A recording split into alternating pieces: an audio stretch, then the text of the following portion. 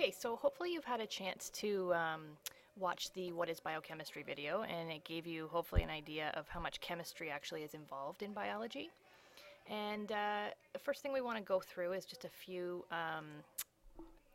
basic review of some chemistry skills that are going to help you understand a lot of the stuff that we cover in this first unit.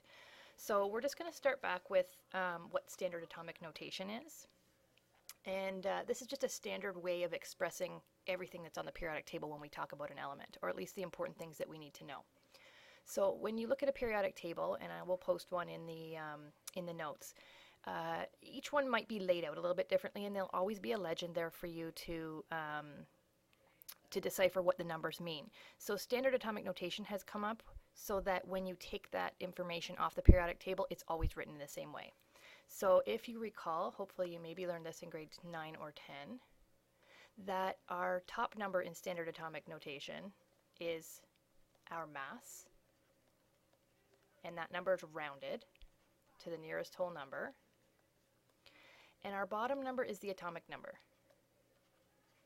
And each element on the periodic table has these two numbers.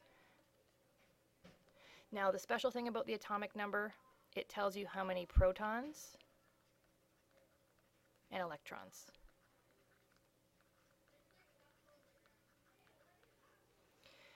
And if we want to know how many neutrons there are, standard atomic notation keeps it easy for us, because all we do is we take the top mass number, subtract the atomic number, and it tells us how many neutrons are in that element. So the mass minus the atomic number. If you hear noises in the background, it's because I'm recording at school and it's a little crazy out in the halls right now. All right. Okay, so the next piece of information I want to review with you is what Lewis diagrams are. So Lewis diagrams are actually just another way of expressing the atomic structure. So when we, probably in grade 9 and 10, you learned how to draw the Bohr diagram for an element with all the rings and the electrons surrounding it. And the Lewis diagram was the simpler version of that. So these are just diagrams of the elements only showing the valence electrons or the outermost electrons. So the electrons in the outermost shell. So how do we draw the Lewis diagram for an element? We look for the group number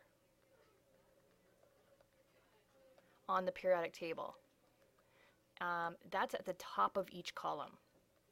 And that matches the number of valence electrons, unless it's a double-digit number.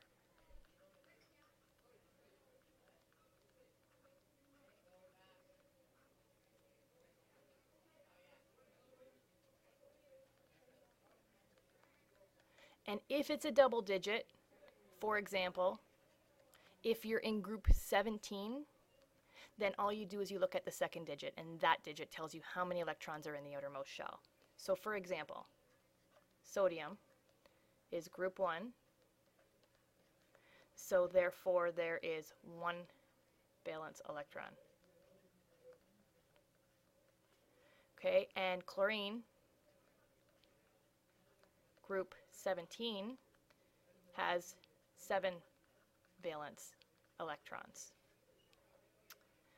So what do we do with this information? We just put the element symbol and we surround it with electrons up to a maximum of 8, because if you look at the periodic table, there's 18 groups. So you can have a maximum of 8 in the outermost shell, and when there's 8, that outer shell is full. So sodium has 1, we show 1. Chlorine has 7. They basically create a box around the outside of the element symbol.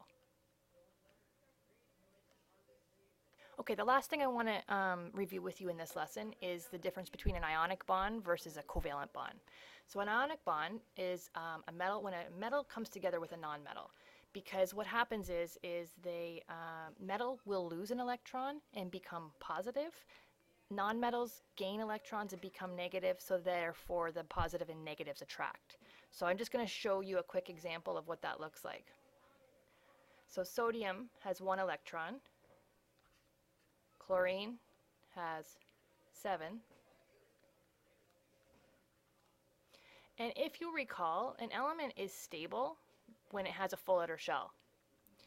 And this is just showing the outermost shell. But if chlorine were to become stable, it needs one extra electron, to make that outermost shell full and therefore stable.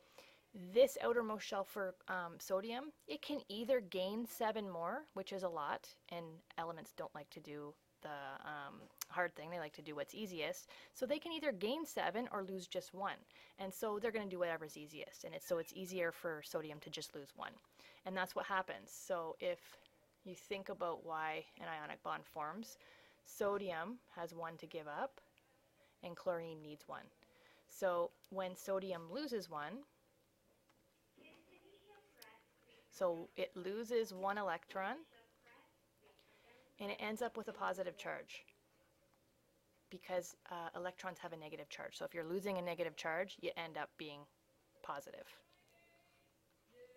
And chlorine is going to gain that electron, and if it's gaining 1 negative charge, it becomes negative by 1.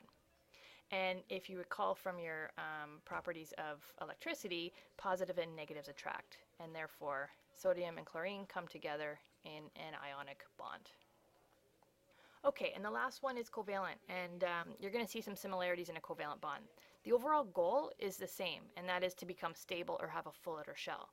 The only difference between covalent and ionic is that ionic transfers electrons. So sodium gave an electron to chlorine, chlorine accepted it.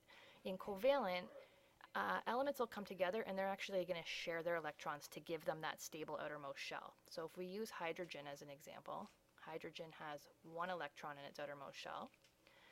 And we'll go back to chlorine again. And I'm going to use a different symbol for the electrons just to show what the end product looks like. So these are my electrons for chlorine. And it has 7, if you recall. And so what happens is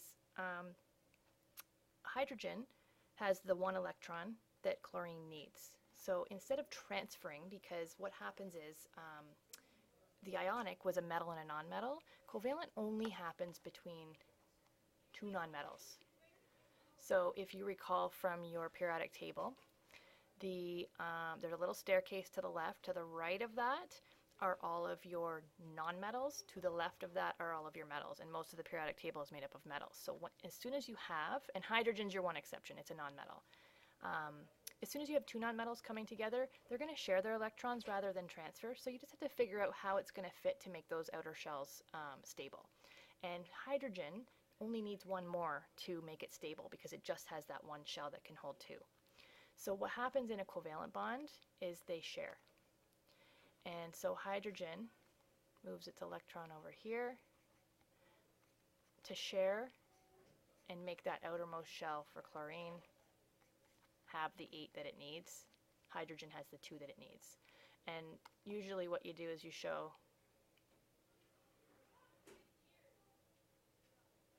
there's chlorine's stable outermost shell because it needed 8, and here's hydrogen's outermost shell because it needed 2. And anywhere they overlap shows you that there's a bond that's forming. So if they're just overlapping 1 pair of electrons, that's a single bond that's formed between hydrogen and chlorine.